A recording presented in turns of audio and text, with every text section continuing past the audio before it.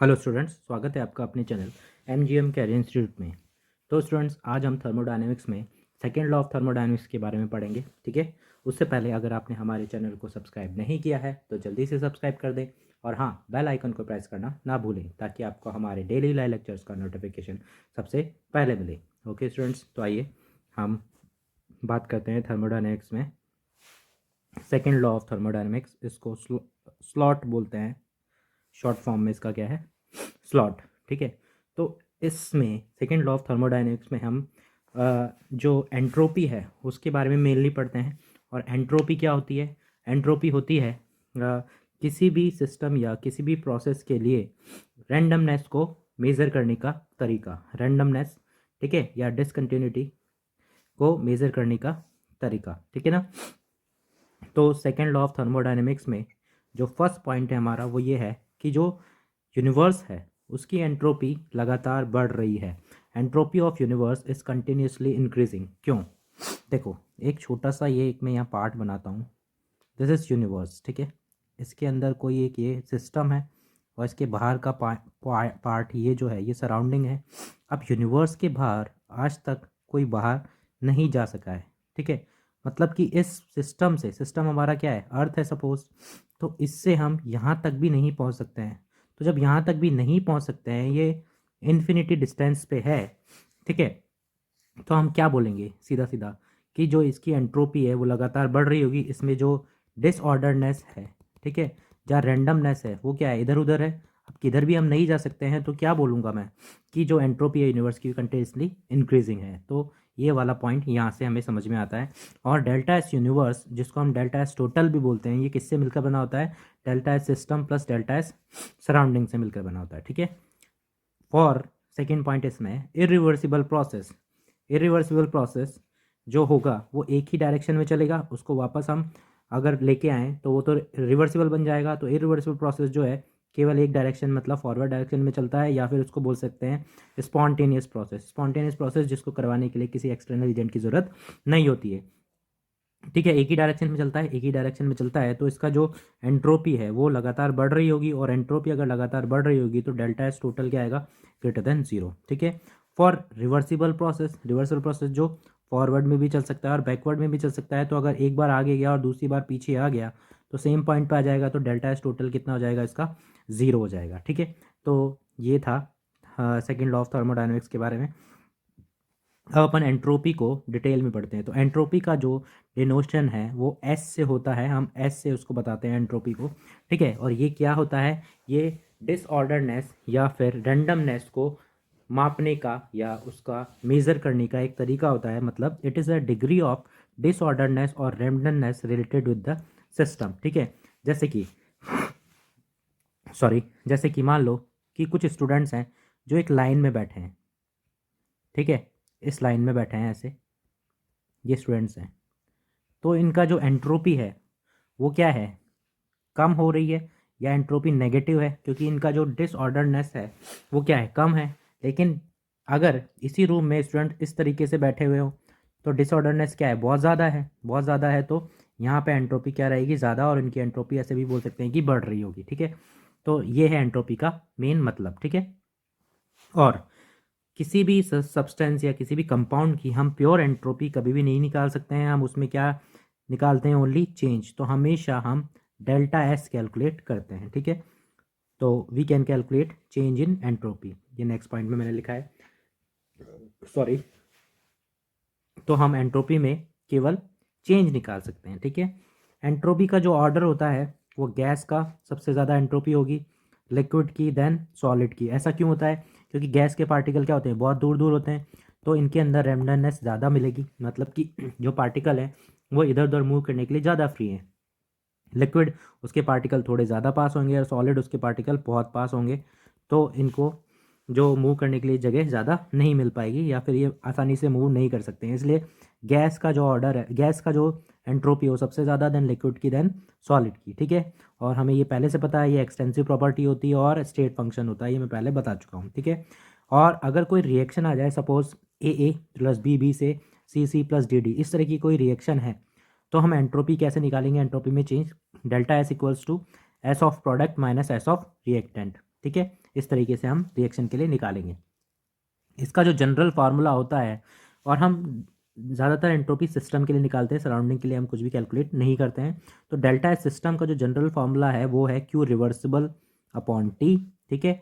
और इसका जो यूनिट बन जाएगा वो बन जाएगा, क्यू का यूनिट क्या होती है, जूल और केल्विन या फिर कैलोरी पर केल्विन, ठीक है। ये इसका यूनिट हो जाएगा और इसका जनरल फार्मूला, ठीक है ना। नेक्स्ट आता है अपना फैक्टर अफेक्टिंग एंट्रोपी। एंट्रोपी को कौन कौन से फैक्टर अफेक्ट करते हैं। सबसे पहला है टेम्परेचर। टेम्परेचर बढ़ाने पर एंट्रोपी बढ़ती है, क्यों?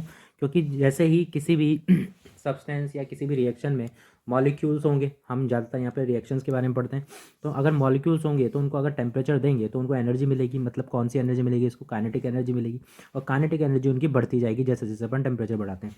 और काइनेटिक एनर्जी मिलेगी तो जो पार्टिकल हैं वो इधर उधर ज़्यादा घूमने के लिए उनके पास ज़्यादा एनर्जी होगी, और ज़्यादा एनर्जी होगी तो उनके अंदर रैंडमनेस क्या होगी, ज़्यादा। और रैंडमनेस ज़्यादा होगी तो एंट्रोपी बढ़ जाएगी, और एंट्रोपी बढ़ जाएगी तो डेल्टा एस रहेगा पॉजिटिव, ठीक है। सेकेंड है वॉल्यूम इंक्रीज। वॉल्यूम इंक्रीज करने पर एंट्रोपी बढ़ती है, क्यों? क्योंकि वॉल्यूम इंक्रीज करने पर पार्टिकल्स को मूव करने के लिए ज़्यादा वॉल्यूम मिल जाता है, अवेलेबल स्पेस ज़्यादा हो जाता है, इसलिए रैंडमनेस बढ़ जाती है, ठीक है। नेक्स्ट है प्रेशर। प्रेशर बढ़ाने पर एंट्रोपी कम हो जाती है, क्यों? क्योंकि प्रेशर बढ़ाने पर जो अवेलेबल स्पेस है वो रिड्यूस हो जाता है मूव करने के लिए, इसलिए रैंडमनेस क्या हो जाती है, कम। नेक्स्ट है फिजिकल स्टेट, ये बता चुका हूँ, गैस की सबसे ज़्यादा देन लिक्विड देन सॉलिड की। नेक्स्ट है with increase in number of molecules. अगर ज़्यादा नंबर ऑफ मॉलिक्यूल्स होंगे, जैसे सपोज एक कमरे में 7 मॉलिक्यूल्स हैं, ठीक है, और एक कमरे में 20 मॉलिक्यूल्स हैं ठीक है, तो जो 20 मॉलिक्यूल्स हैं वो ज़्यादा अव्यवस्था फैलाएंगे, ज़्यादा रैंडमनेस, ज़्यादा डिसऑर्डरनेस फैलाएंगे, जबकि जो कम है वो कम फैलाएंगे। तो जैसे जैसे नंबर ऑफ मॉलिक्यूल्स बढ़ते हैं एंट्रोपी बढ़ती है। इसको समझने के लिए एग्जांपल देख लेते हैं, जैसे N2 3s2 से 2n3। यहाँ पे मॉलिक्यूल कितने हैं, 4। यहाँ पे मॉलिक्यूल कितने हैं, 2। तो मॉलिक्यूल क्या हो रहे हैं, कम हो रहे हैं, मतलब डेल्टा एन जी नेगेटिव आ रहा है। तो डेल्टा एन जी अगर नेगेटिव है तो डेल्टा एस भी क्या होगा, नेगेटिव, और एंट्रोपी कम हो जाएगी। H2O लिक्विड से गैस। अब ये देखो, लिक्विड से गैस मतलब पार्टिकल को मूव करने के लिए ज़्यादा जगह मिल रही है, गैस बन रहा है, तो इसका डेल्टा एन भी वैसे भी पॉजिटिव आ रहा है, तो डेल्टा एस पॉजिटिव आएगा और एंट्रोपी बढ़ेगी, ठीक है।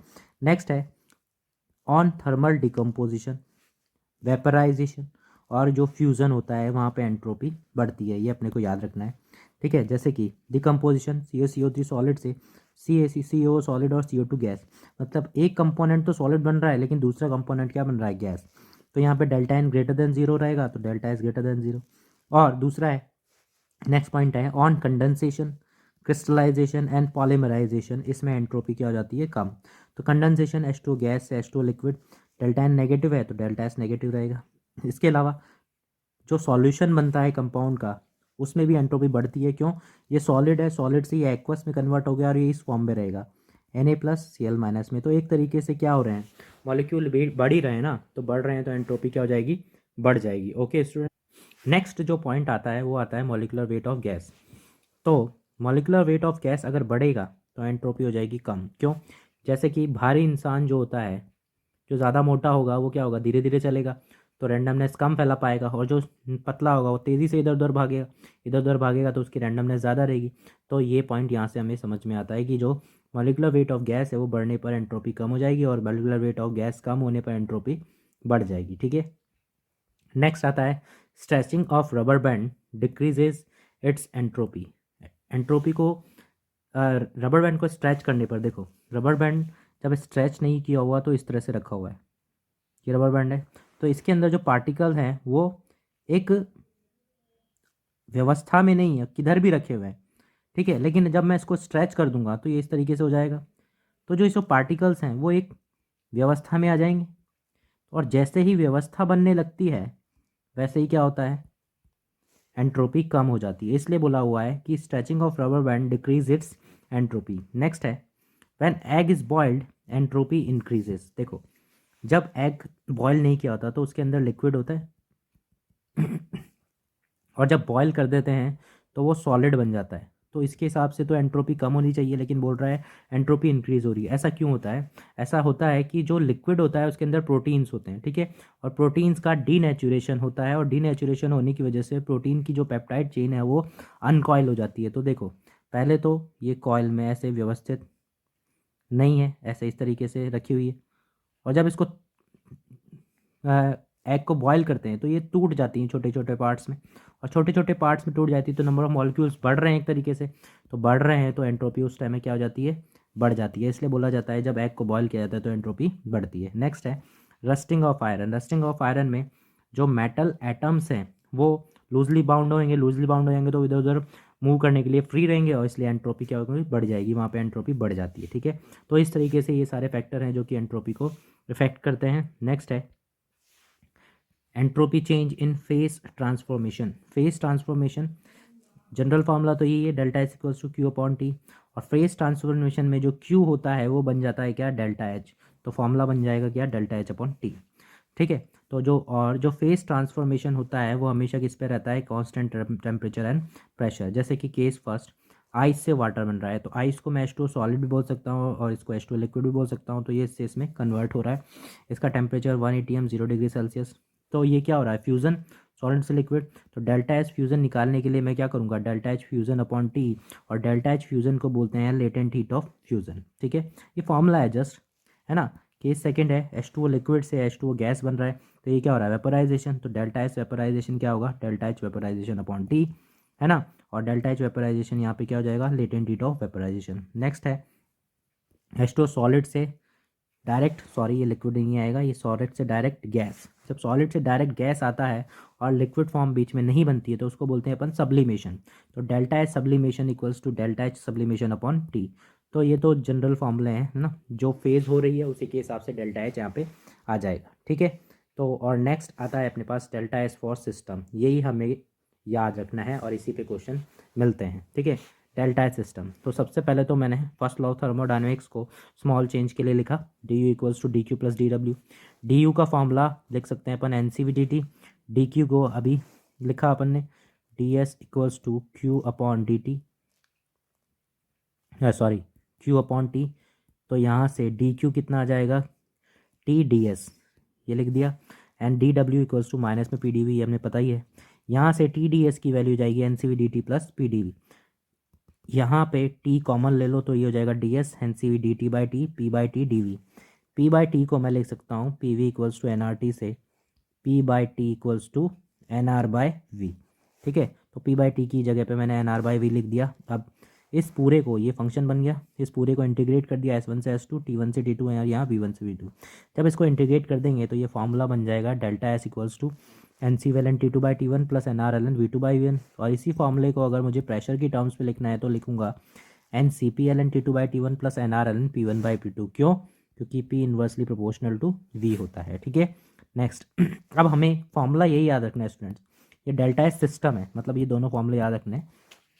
डेल्टा एस सिस्टम है, अब अलग अलग प्रोसेस के लिए डेल्टा एस कैसे लिखेंगे, जैसे सपोज आइसोबैरिक, आइसोबैरिक में क्या कांस्टेंट होता है, प्रेशर। तो प्रेशर कांस्टेंट रहेगा तो ये वाली टर्म जीरो हो जाएगी, इस बार ये वाली टर्म जीरो हो जाएगी, तो डेल्टा एस क्या बन जाएगा, N C P L N T two by T one. ठीक है, सेकेंड है डेल्टा एस फॉर आइसोथर्मल। अगर आइसोथर्मल है तो इन दोनों में ही टी वाली टर्म है, तो ये वाला जीरो हो जाएगा और ये वाला जीरो हो जाएगा। ऊपर वाला जीरो हुआ तो डेल्टा एस बन जाएगा N R L N V two by V one, नीचे वाला जीरो हुआ तो डेल्टा एस बन जाएगा N R L N P one by P two. Next आता है आइसोकोरिक। आइसोकोरिक मतलब वॉल्यूम कांस्टेंट। अब वॉल्यूम कांस्टेंट, तो जो ऊपर वाला टर्म है ये जीरो हो जाएगा, बचेगा क्या, N C V L N T two by T one, तो ये बन गया। और एडियाबैटिक, एडियाबैटिक में क्यू ही जीरो होता है तो डेल्टा एस का general formula Q by T है, इसलिए डेल्टा एस यहाँ पे कितना रहेगा, जीरो। साइक्लिक प्रोसेस में जीरो रहेगा क्योंकि एस एक स्टेट फंक्शन होता है। ठीक है तो इस तरीके से हम अलग अलग प्रोसेस के लिए डेल्टा एस निकाल सकते हैं। नेक्स्ट आता है डेल्टा एस यूनिवर्स।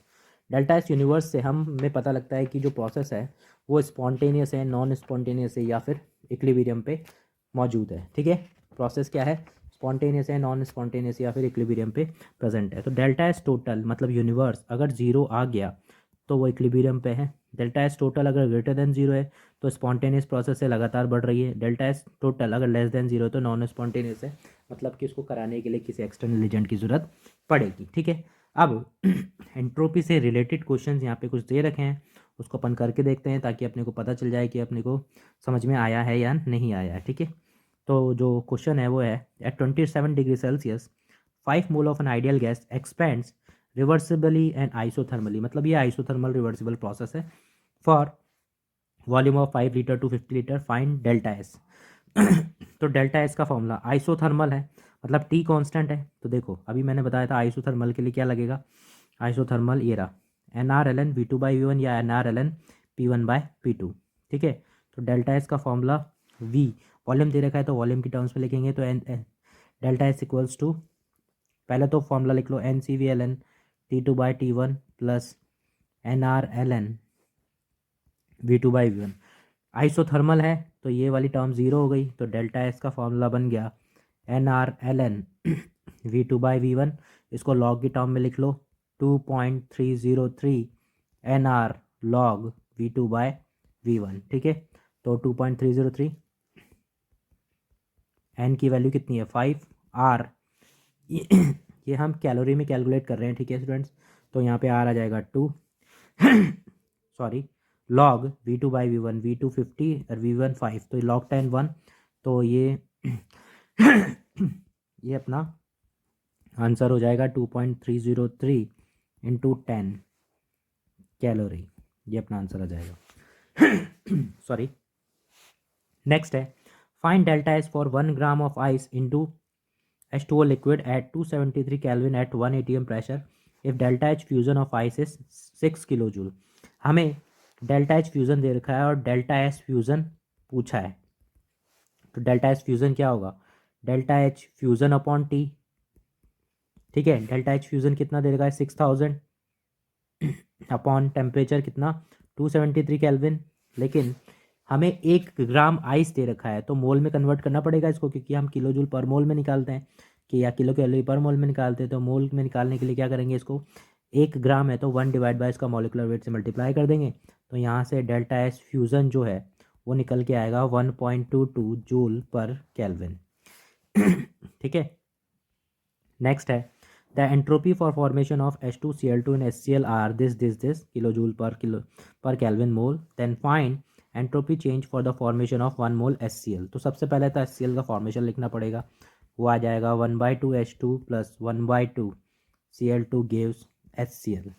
ठीक है, अब डेल्टा एस अगर रिएक्शन दे रखी होती तो कैसे निकालते हैं, प्रोडक्ट माइनस रिएक्टेंट, तो प्रोडक्ट का दे रखा है 0.19 माइनस रिएक्टेंट का 0.13/2 प्लस में 0.22/2, यह आ जाएगा। यहाँ से डेल्टा एस को जब मैं कैलकुलेट करूँगा तो ये आएगा 0.015। ठीक है, ये आंसर आ जाएगा अपना फॉर 1 मोल के लिए।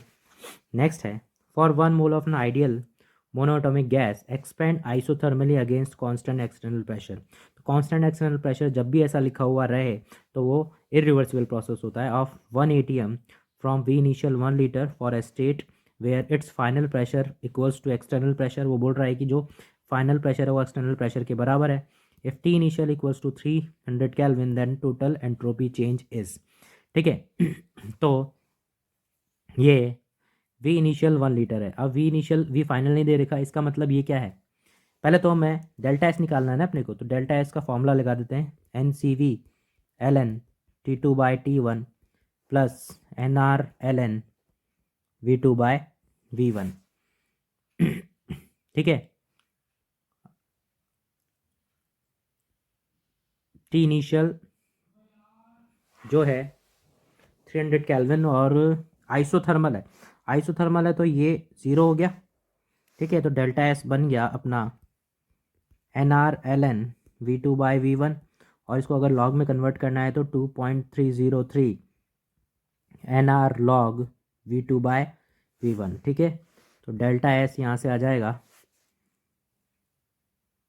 Delta S equals to N R L N V two by V one. V two मेरे पास नहीं है तो वी टू निकालना पड़ेगा। फाइनल स्टेज पे जो पी एक्सटर्नल है वो 1 atm है। ठीक है, तो P V equals to N R T लगाऊंगा मैं, पी वी मतलब वी टू, फाइनल स्टेज मतलब V two, N N R T N 0.082 और टेम्परेचर जो है 300 केल्विन, तो यहाँ से वी टू आया अपने पास 24.6, बस अब वैल्यू रखनी है बस, और क्या करना है 2.303 N 1 R log V two 24.6 and V1 1। तो इसको सॉल्व करेंगे तो ये आ जाएगा 2.303 R log 24.6, ये आंसर आएगा स्टूडेंट्स। ठीक है, और फाइनल स्टेज का ये मैंने अलग से यहाँ पे V2 कैलकुलेट किया है। ओके, तो इस तरीके से हमें क्वेश्चंस इसके करने हैं। ओके स्टूडेंट्स, तो इसके आगे का चैप्टर हम नेक्स्ट वीडियो में कंप्लीट करेंगे। Thank you.